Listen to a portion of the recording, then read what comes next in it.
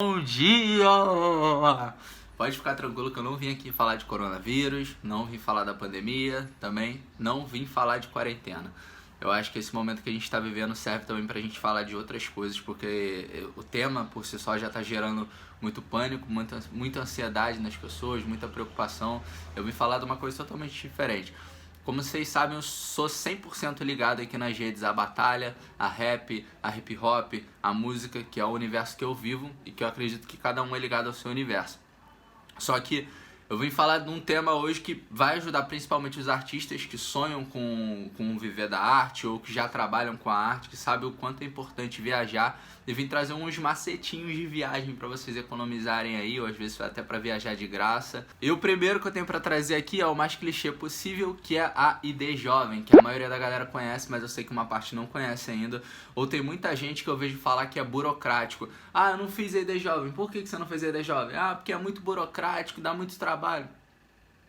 Quem falou? Isso é um mito. Não dá trabalho nenhum. Você vai no CRAS, você faz o seu NIS, depois de 30 dias está liberado e acabou. A renovação está sendo automática agora pelo aplicativo, pelo menos aqui no estado do Rio de Janeiro. E você não precisa mais, você tem a sua ID Jovem liberada até os 29 anos. Uma passagem que você ia pagar R$200, você vai pagar R$10. Uma passagem que você ia pagar R$400, você vai pagar R$25. Esse é o valor, você só vai pagar a taxa de embarque. Mais nada. E tem passagem. Tem gente que fala, mas aí não vai arrumar passagem nunca porque todo mundo tirou a ideia jovem. Mentira. Se você programar sua passagem um pouquinho antes, um mês antes ou 2, 3 semanas antes, você consegue a passagem. Exceto feriado e entre outras datas que a galera já costuma viajar, e aí é mais difícil você conseguir. Tirando isso, é mole. Confia, ID Jovem, excelente benefício. O segundo que eu tenho pra falar é a Buser, não sei como... Meu inglês é péssimo, mas é um transporte que é como se fosse um Uber dos ônibus de viagem, que também tem um preço excelente. E tem um ponto muito exclusivo dele, que é a primeira passagem que você compra através dele, através do aplicativo, você só paga uma delas. Você não vai pagar a volta ou você não vai pagar a ida, você só paga uma. Então a passagem fica muito barata. O Buser, ele tem uma estratégia comercial de um atendimento diferenciado, é um ônibus muito bom, com diversos carregadores. Já utilizei, recomendo para todo mundo. É aquele famoso ônibus que dá um chocolatinho quando você vai entrar ou quando você está saindo. É muito legal o serviço, eu recomendo 100%. O próximo que eu tenho para falar para vocês é o Outlet de Passagens. É um site que reúne as passagens em promoção no Brasil todo, e aí são jogadas naquele site ali, e você pode pegar passagens em preço promocional que fica realmente muito barato. Menos da metade do que você pagaria por um ClickBus, por exemplo, que é por onde a maioria das pessoas compram passagem, segundo pesquisa. O terceiro, Águia Flex, é uma extensão da linha Águia Branca, que você consegue passagens também muito baratas através desse site. Quem não conhece, vou deixar aqui o link do Águia Flex, é só você ir lá, pesquisar, ver os preços das passagens para a data que você quiser. Com certeza vai ter passagem barata, ou pelo menos mais barato do que os meios tradicionais de comprar passagem. E a outra dica, eu acho que vale mais para dentro do seu estado do que para fora do estado. Eu nunca vi um preço que compensasse muito bem para fora do estado, mas para dentro do estado compensa muito. Às vezes é menos da metade do valor de uma passagem tradicional também, que é o BlaBlaCar. A maioria da galera conhece, mas para quem não conhece, é um transporte compartilhado.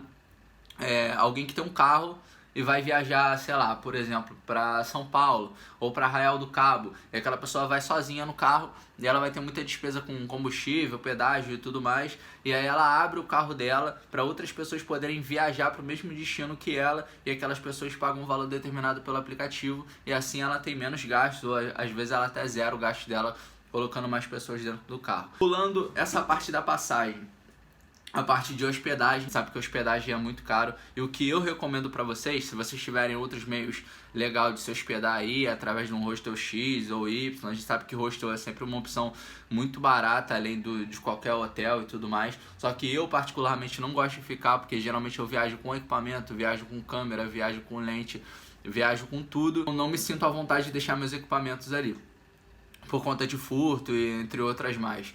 Então, eu, no meio das pesquisas, achei uma rede de hotel que se chama Rede Oyo de Hotel. É O-Y-O. Eu vou deixar aí também o nome para vocês poderem pesquisar. Essa rede é muito barata. Em todas as vezes que eu viajei, ela tava num preço que era o mesmo preço dos hostels local que eu tava pesquisando. Então pra mim era muito vantajoso, porque eu ficava num quarto sozinho, tem um conforto na medida do possível. É claro que não é um quarto de luxo, mas para quem vai viajar, vai fazer um bate-volta ou vai num objetivo profissional também é muito interessante. Eu já paguei, sei lá, R$20 numa diária, com café da manhã, um lugar que era muito bem localizado, no centro de onde eu queria ficar. Então, recomendo muito, vale muito a pena. E aí vocês devem estar pensando, deve ser um lugar sujo, deve ser um lugar jogado às traças, esse preço, R$20 com café da manhã. Não, essa Rede Oio é uma rede de hotel com uma dinâmica diferente, que ela busca o quê? Ela tem como princípio combater as grandes redes de hotéis, trazendo para ela os hotéis pequenos. Porque a gente sabe que quando você tem um hotel pequeno, uma pousadinha pequena, para você combater uma rede grande de hotel perto de você, é muito difícil, porque você não tem investimento comercial, você não tem investimento publicitário, você não consegue fazer muito impulsionamento em rede social, porque você não tem recurso para investir. Assim como nós artistas não temos tanto recurso para investir numa viagem, por exemplo.